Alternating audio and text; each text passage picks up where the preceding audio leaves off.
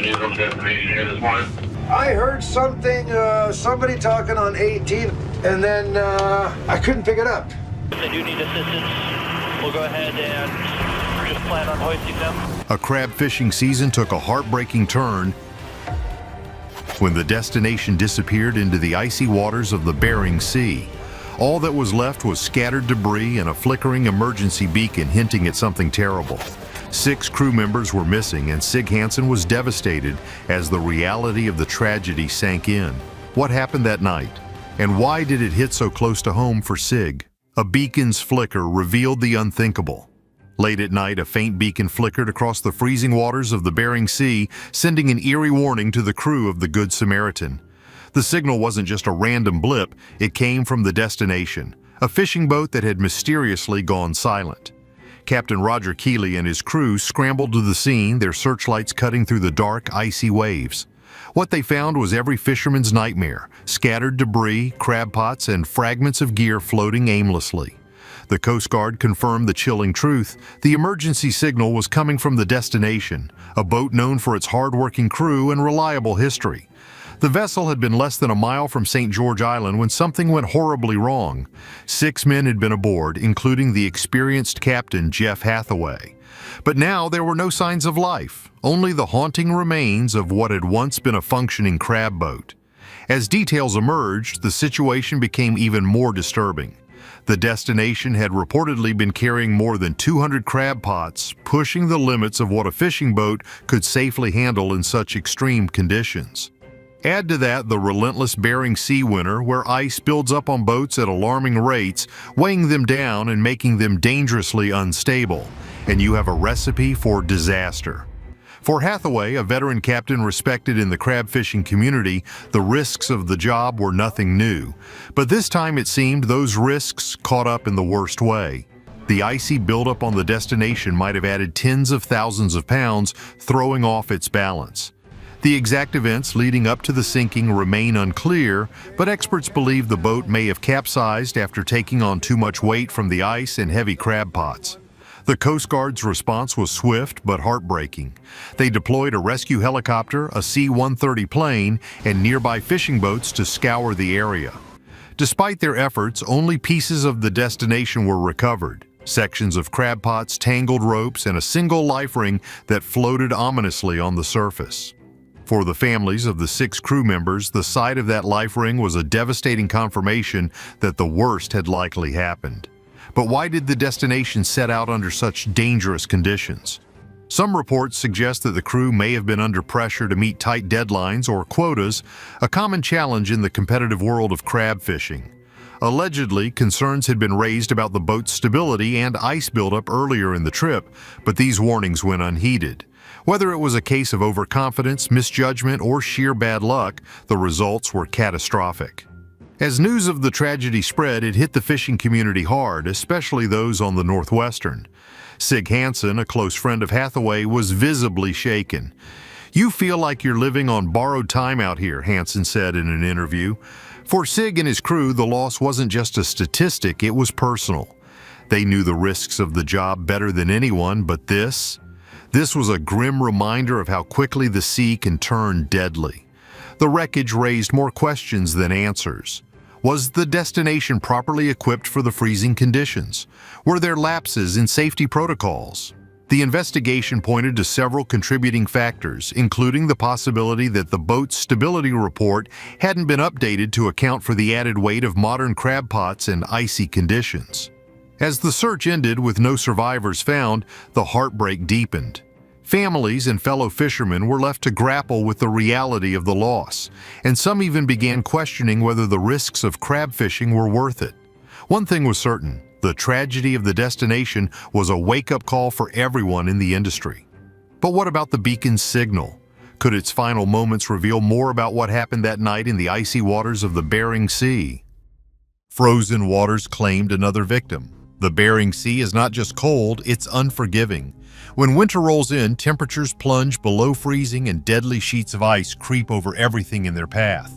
For the destination, this became more than a hazard. It became a death sentence.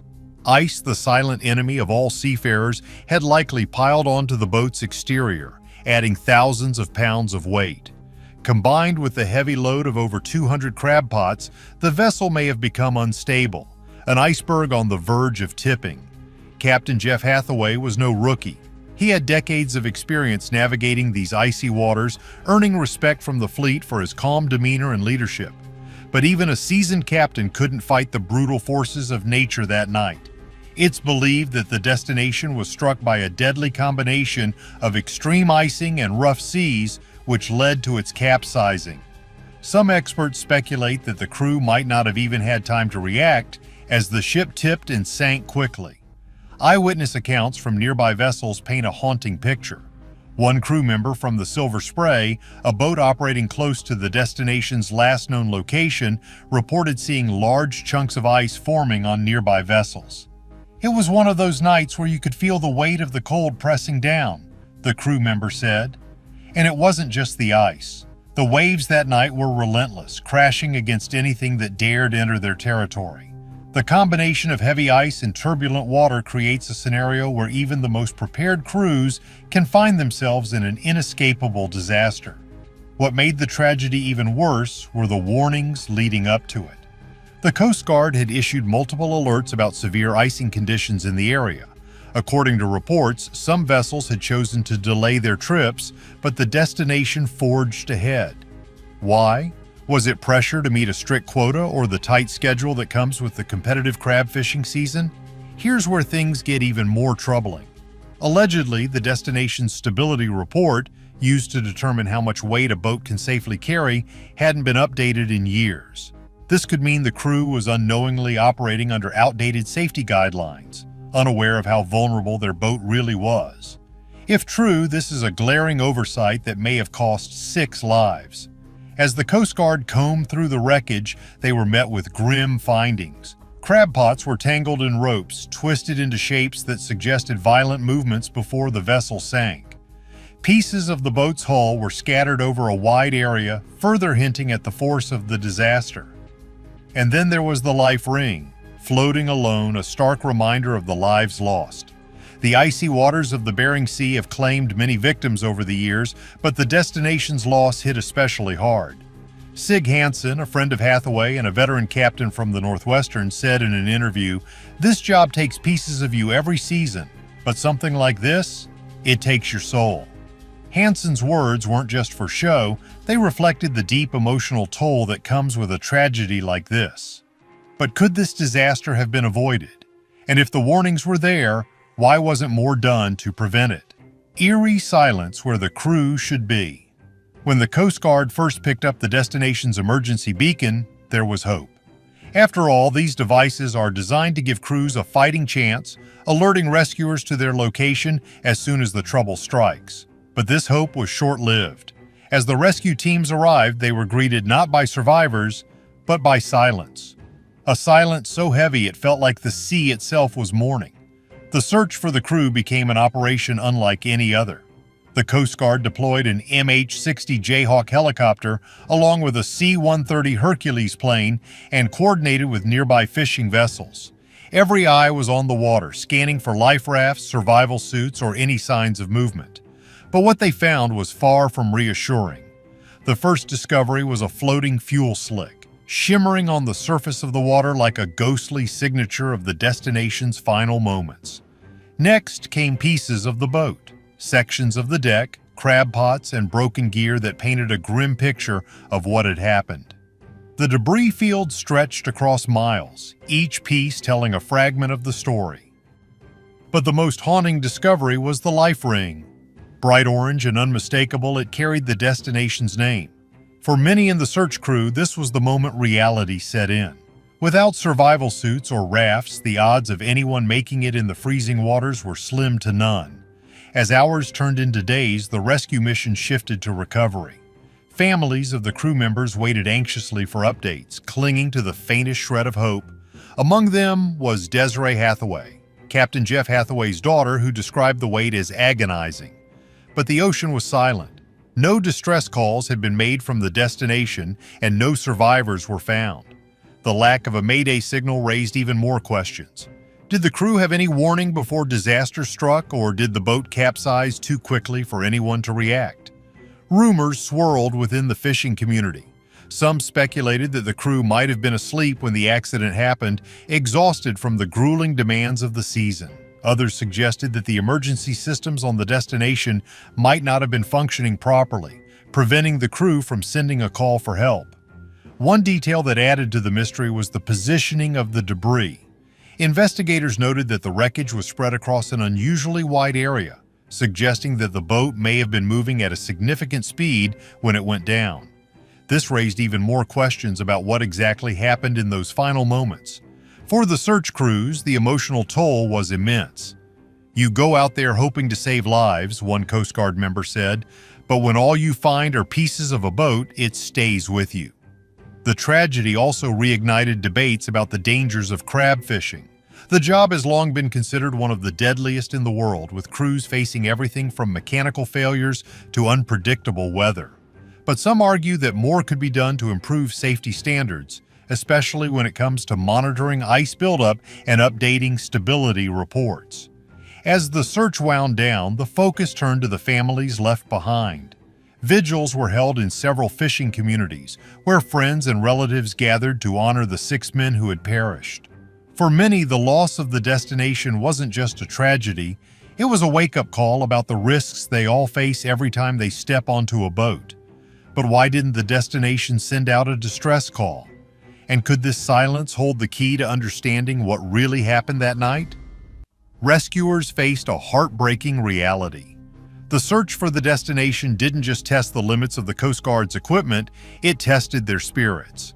Day after day, teams scoured the freezing waters of the Bering Sea, hoping for a miracle.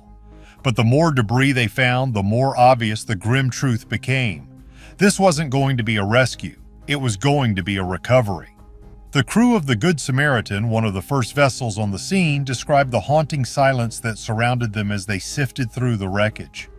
"You keep hoping you'll see a hand waving or hear someone calling for help," one crew member said, "but all we saw were pieces of a boat that should have been carrying them home."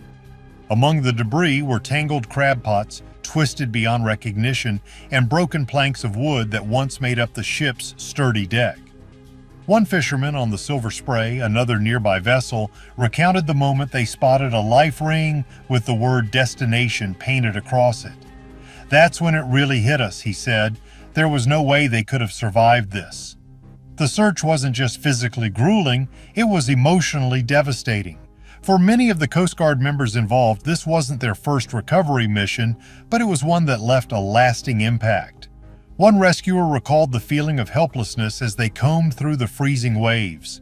"We're trained for this kind of thing, but no amount of training prepares you for the moment you realize there's no one left to save." What made the situation even harder was the lack of closure. Without bodies to recover, families were left with unanswered questions. Some clung to the hope that their loved ones had somehow made it to safety, despite all evidence pointing to the contrary. "It's the not knowing that tears you apart," said one relative of a crew member. The tragedy also brought to light the risks that search crews face themselves. The icy waters, low visibility, and harsh weather conditions made every hour of the search a battle against nature. One rescuer described the frostbite they suffered during the operation, a small price to pay in their eyes for even the faintest chance of finding a survivor. As days turned into weeks, the search was officially called off. The Coast Guard issued a statement saying that all efforts to locate the destination's crew had been exhausted. For the families, this marked the beginning of a painful new chapter, one of grief and unanswered questions. But why was there no distress call? And could the search teams have missed something vital in the wreckage that would explain the destination's final moments? Deadly secrets hidden beneath the waves. The story of the destination didn't end with the search. It continued beneath the surface, both figuratively and literally. Investigators turned their attention to the wreck itself, piecing together clues to understand how a vessel captained by a seasoned professional like Jeff Hathaway could meet such a tragic fate.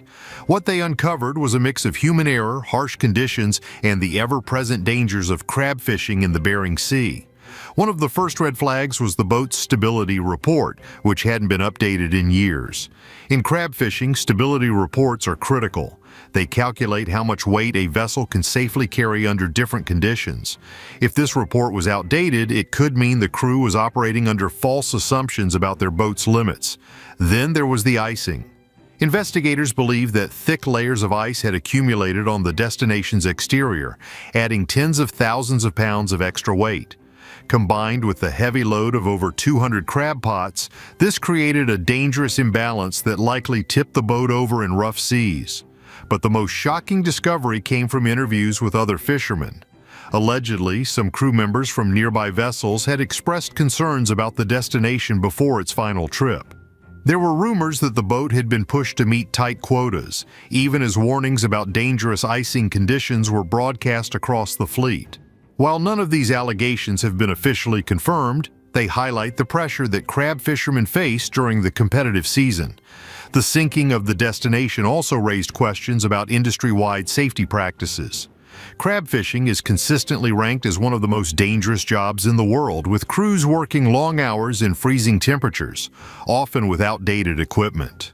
In the wake of the destination tragedy, the National Transportation Safety Board urged fishing vessels to update their stability reports regularly and to pay closer attention to icing conditions. But for some in the industry, these recommendations felt like too little, too late.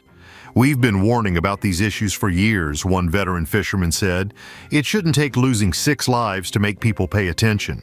As the investigation continued, the wreck of the destination became a somber symbol of the risks that crab fishermen take every day. For many, it also served as a wake-up call about the need for better safety regulations. The families of the crew members pushed for answers, demanding accountability and changes to prevent similar tragedies in the future. Yet the mystery surrounding the destination didn't end with the investigation. Some in the fishing community speculated that the boat might have been carrying more than just crab pots. These rumors, though unproven, added another layer of intrigue to an already tragic story. Was there more to the destination's final voyage than met the eye? As the Bering Sea slowly reclaimed the wreck, it left behind more questions than answers. Why hadn't there been a Mayday signal? What was the destination carrying that made it worth risking the lives of 6 men? And how many more lives would the sea claim before real change was made in the industry?